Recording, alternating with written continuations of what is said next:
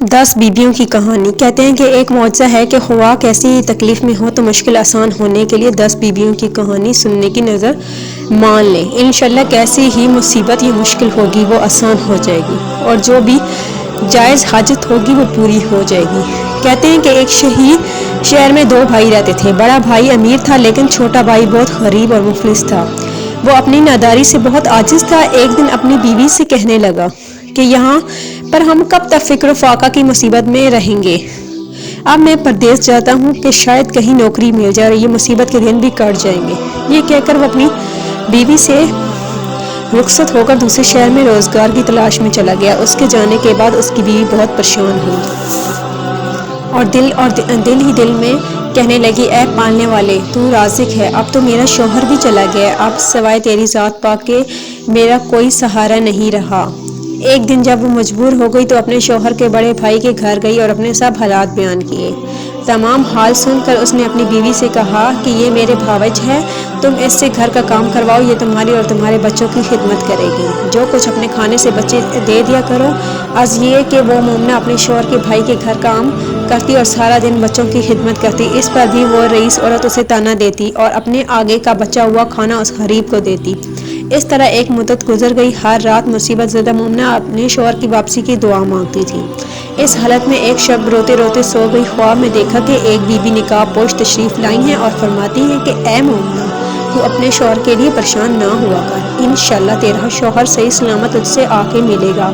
تجھے چاہیے کہ ہر جمعرات کے دن 10 بیبیوں کی کہانی سن لیا کر اور پابندی سے نماز پڑھا کر، اور جب تیرا شوہر آ جائے تو میٹھی روٹی کا ملیدہ بنا کر اس کے 10 لڈو بنانا اور اس پر 10 بیبیوں کی نیاز دینا۔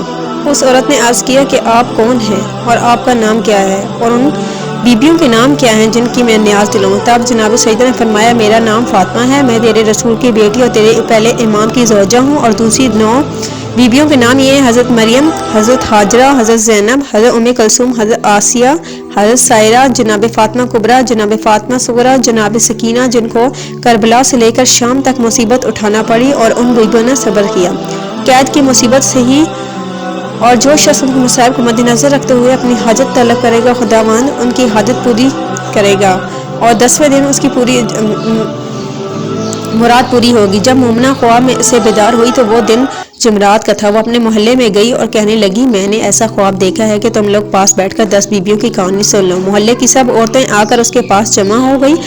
اس مومنہ نے 10 بیبیوں کی کہانی پڑھنی شروع کی۔ 9واں دن گزر گئے۔ جب 10واں دن آیا تو یہ مومنہ کیا دیکھتی ہے کہ اس کا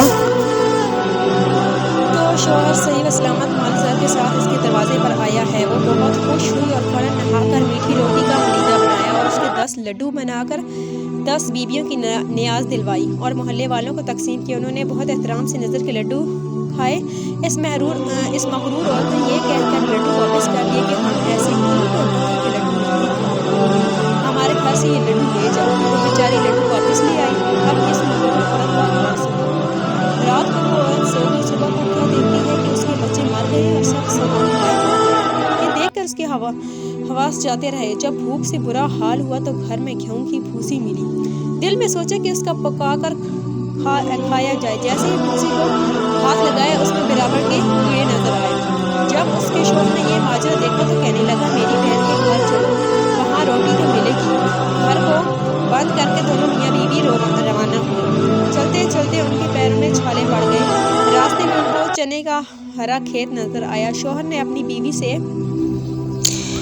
کہا کہ تم یہاں ٹھہر جاؤ، میں چنے کی تھوڑی سی بالیں توڑ لاؤں تاکہ ان کو کھا کر طاقت آ جائے۔ یہ کہہ کر وہ اسے چنے کی بالیں توڑ لائے، مگر جیسے ہی اس کی بیوی نے چنے کی بالوں کو ہاتھ لگایا وہ سوکھ کر گھاس بن گئی۔ کئی مرتبہ شوہر نے چنے کی بالیں توڑیں اور ہر مرتبہ اس کی بیوی کو ہاتھ لگاتے ہی وہ گھاس بن گئی۔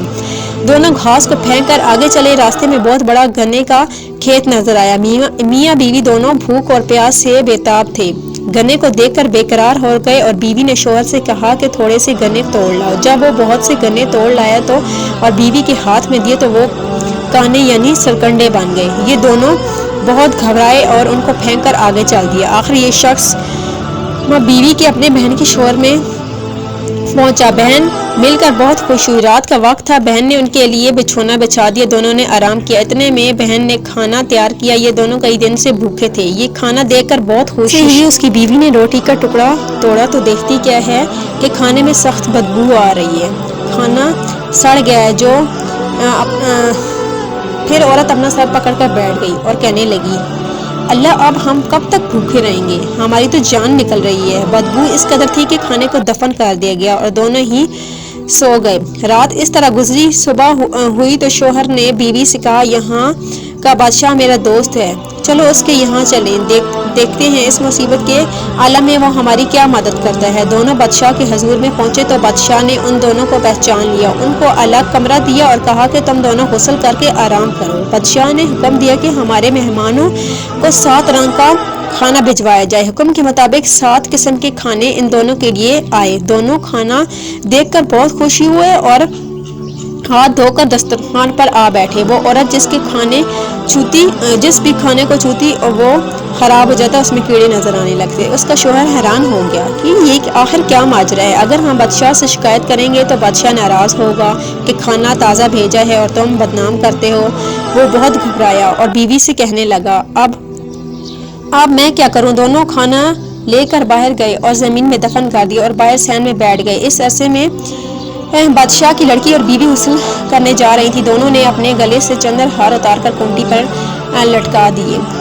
जो ही हार टांके फौरन खूंटी ने हार निकल लिए। ये माजरा देखकर बादशाह की बीवी और बेटी को सख्त ताज्जुब हुआ। वो औरत बैठी देख रही थी। घबरा कर अपने शौहर के पास गई और कहने लगी, अब खुदा खैर करे। इसके शौहर ने पूछा, क्या हुआ है? तब उसने चंद्रहार का वाक़या सुनाया और कहा, यहाँ से जल्दी निकलो, ऐसा न हो कि बादशाह हमको कैद कर ले और कत्ल करा दे। दोनों बगैर इतला किए बादशाह के यहाँ चल दिए। चलते चलते वो दरिया के किनारे पहुंचे। वहाँ जाकर दोनों मियाँ बीवी बैठ गए। शौहर ने बीवी से कहा कि ये नहीं मालूम कि हमसे क्या खता हुई है जिसकी वजह से हम पर इतना अजाब नाजिल हुआ है। बीवी ने कहा कि मुझसे एक गुनाह ज़रूर हुआ है, वो ये है कि जब तुम्हारी भाई मुलाजमत करने पर देश गया था, काफ़ी अरसे से वो लापता रहा, जिसकी वजह से तुम्हारी भावज ने अमल किया तो तुम्हारा भाई माल ज़र के साथ वापस आ गया। तुम्हारी भाभी ने 10 लड्डू बनाए और 10 बीवियों की नज़र दिलवाई और लड्डू तकसीम किए और वो एक लड्डू मेरे हिस्से का लेकर आई तो मैंने वो लड्डू नहीं लिया और ये कहकर वापस कर दिया कि हम ऐसे ईंट और पत्थर के खाने वाले नहीं हैं। जब से हम पर मुसीबत नाजिल हुई है, शौहर ने कहा कि मदबख्त ने ऐसे हरूर तकबर के अल्फाज कहे, तौबा कर और माफ़ी मांग ताकि हमको इससे निजात मिले। इस औरत ने वज़ू किया, नमाज पढ़ी और रो रो कर दुआ की, ऐ बिन्ते रसूल सल्लल्लाहु अलैहि वसल्लम, इस मुसीबत के आलम में मेरी मदद कीजिए। इसके बाद उसने दरिया से रेत लेकर लड्डू बनाए और उस पर 10 बीबियों की नज़र दी। ये एजाज जनाब सईदा जनाब ज़ैनब उम्मे कलसूम वो लड्डू मोती चूर हो गए। ये देखकर दोनों ने पेट भर कर लड्डू खाए और बीवी ने भी खाए। 5 लड्डू शौहर ने खाए और 5 बीवी ने खाए और पानी पीकर खुदा का शुक्र अदा किया। जब वो अपने घर पहुंचे तो क्या देखते हैं कि उनका मकान अपनी असली हालत पर था। सब बच्चे जिंदा सलामत खेल रहे थे और नौकर चाकर अपने काम काज में मशगूल थे। माँ बाप को देखकर बच्चे बहुत खुश हुए और वो भी बहुत खुश हुए।